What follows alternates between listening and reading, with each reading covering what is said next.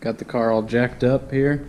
Just looking underneath it, gonna get ready to pull the transmission to swap that spacer plate. And surprisingly, everything looks mint. I mean, there's no, it's going over the exhaust, no cracks on that, no, all my wiring's good distance away from heat. The exhaust is stayed together. No oil leaks, because I did do a lot of seals and different things. Front main, pan gasket, and valve cover, and some other things. Those are all groovy, which is awesome. And also, this coolant leak that I was talking about, it's like dried up. It's not even, it's like sealed itself up. It's starting to seal itself up a bit, which is, must be the mineral deposits in the water and coolant that are kind of filling this small gap. So I'm gonna have to ponder on that for a little while, because it is extremely difficult to get to, even with the tranny out. You almost need to have the motor on a stand, so I might just leave it in. I'll be kicking myself if it starts to leak again worse, but seems like a very appealing option to just not fuck with it and hope that it kind of seals itself up even more over time. So yeah, and that's been sitting there for 4 days, and it's basically nothing dripping anymore. So we'll see, but I'll get the spacer plate changed out so it's not rubbing anymore, and then it'll be freaking mint. You can put a hood back on it, and the cowl and everything back together, so it'll actually look like a one whole car again. So freaking rights, gonna send it. So we got the transmission dropped the other night. Took me about 3-4 hours or something. Not too bad now that I know how to do it.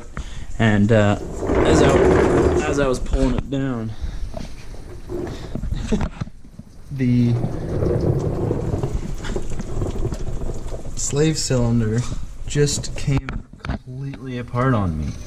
Like the throwout bearing was just like stuck to the, wasn't stuck to the flex plate, or the thrust plate, whatever, clutch portion, but it just, fuck me. Just, I don't know if that was a result of me bleeding it in there with the lever and like getting in between some of the, I have no idea, boys. This thing came with the clutch kit, so I got no idea what quality is or what brand even is. I went and bought another one, but what a freaking bummer. It's like a $130 part. But I didn't notice any issues driving or anything. It's just when I took it apart, it just came out in 10 different freaking pieces. So I guess we're replacing that now. The goal was just to replace this spacer plate and coolant leak, fix the coolant leak if necessary. It's still just it's not even leaving a spot on the ground, so we might just leave it still. I gotta decide that. But I'm also gonna try another method of bleeding that bad boy, which I'll maybe show.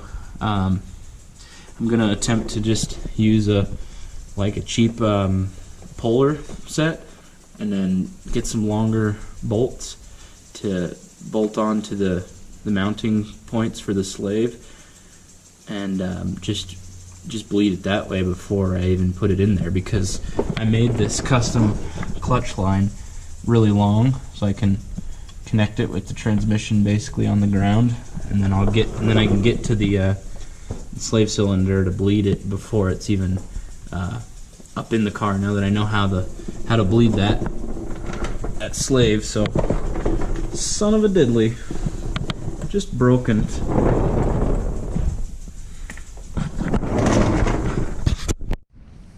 Alright boys, so I got the dealio all apart here, and it looks like I didn't put the spring back on, but I put this little keeper ring back in, which I could probably take out, but this keeper that keeps the throwout bearing from coming off of the cylinder here was off. So the only thing I could think of was when I was in there bleeding it with the pry bar, that I maybe made it in between this.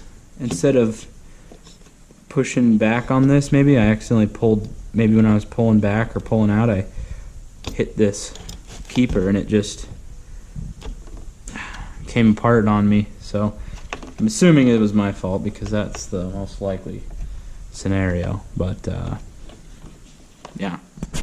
Alrighty boys, let's take a look at some more damage here. Clutch, everything weared nicely.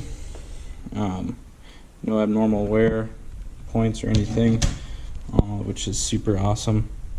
Here's where we were rubbing though, like I was talking about. I used the automatic spacer plate, so that's a no-no. This right here, tolerance was not right. It was too close. You can see where it was rubbing a little bit. And so what I was doing is just prying this back away from it while it was in the car to drive it around and get some miles on it, but wanted to definitely make sure that was correct, so that's why we pulled it out. But luckily this is just aluminum and it was just a little bit of wear. Obviously I tended to the issue before it wore more, but it was wearing on this back part here. You can kind of see a little scoring, but I mean you can't feel it. You can't feel it with your finger, so because this is steel.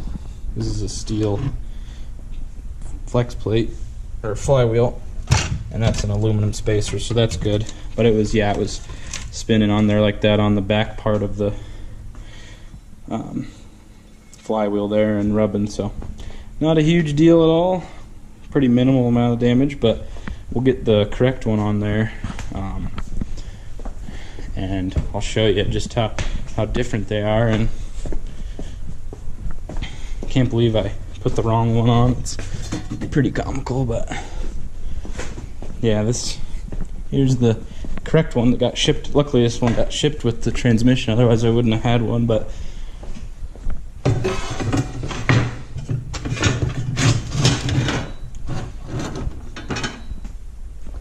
yeah, you can see there's a big difference in material where it's located. This is missing that entire piece back behind there, so yeah, it sits like there, so it doesn't even have the opportunity to come into contact with that bit right there. So that'll be mint. Get that thrown in. This one's steel. This one's aluminum. Interesting. But yeah, freaking slap it on there and put it all back together. Freak sakes. Alrighty boys, we got the flywheel bolted down. I was going to show you a little bit better where this coolant leak is. This flange coming off the back of the head here goes up to the heater core. Hopefully you can see it. Hopefully I don't block it up here, but there's a little drip right there. You can see. And I don't think I'm going to touch it, because honestly I tried to replace that O-ring in there and when the engine was on the stand and it wouldn't budge, so I don't think I'm going to have any different luck today. So I'm just going to leave it. It's kind of slowing down, honestly. The leak might go away, or it might just stay as a steady drip. Yeah, freaking right. So I'm just gonna send it on there like that. So we'll hopefully that leak slows down. But yeah. All right, boys, you're snuggled up in here in the tunnel, so you might hear me breathing on the camera. Here's one thing I found a little frustrating with this clutch alignment tool is it's not fully pointed. It's just got a little bit of a bevel on the end, but the crankshaft in there, I don't know if you can see, is well, anyways, in the bottom of the crankshaft plate there on the back side of the engine, it goes to a point, and this does not. So you can kind of, when you get it in there, it can kind of oscillate a little bit still. So I was always, when I first put this in, I was just really trying to figure out how to make sure it was perfectly aligned, and I don't know exactly how what the how far you can be off by alignment wise, but I just wanted it to be absolutely perfect, so I pulled the little finger loop off this end, and what I did was, after I got it kind of where it felt, after kind of oscillating a little bit where it felt centered, I would just tighten the outer bolts and then slide this just so that the clutch material will stay. Tighten it enough to get it to stay, not fully torqued down yet, but and then I'll pull this out a little bit is what I've been doing, and then I just measure around the outside of that to the little fingers, and it is, just to verify that it's centered, it is exactly a 1/2 inch on all 4 sides of it. So that's how I verified to make sure it was completely aligned, because I don't think this tool, I think this little cheap ass tool that comes with the clutches could be improved upon, and maybe you can buy one specific for the car, but that's one little trick I just kind of did to make sure that the shits was aligned correctly before stabbing the tranny back in, so I thought I would just share that. So, freaking rights.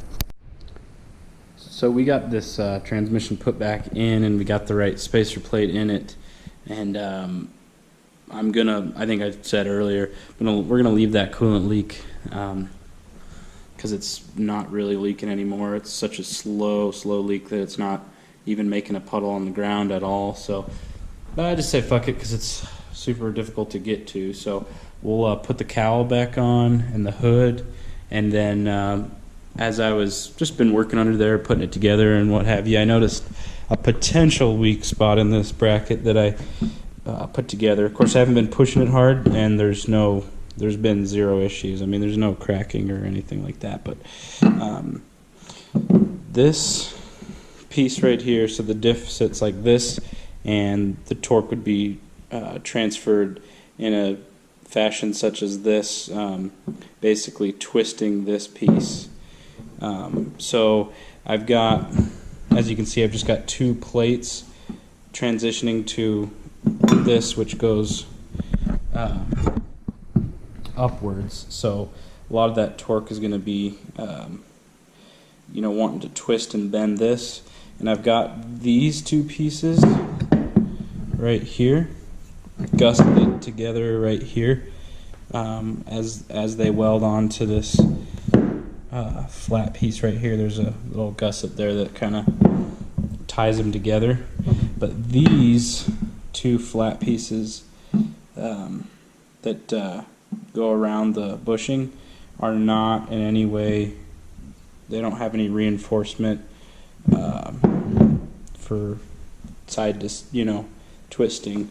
I want to put one, so I'm going to put, just like we did up here, just a gusset down here, just a square chunk of steel to tie the 2 pieces together so they're not relying on individual strength of each piece. They'll be, kind of tied together more as one right here. So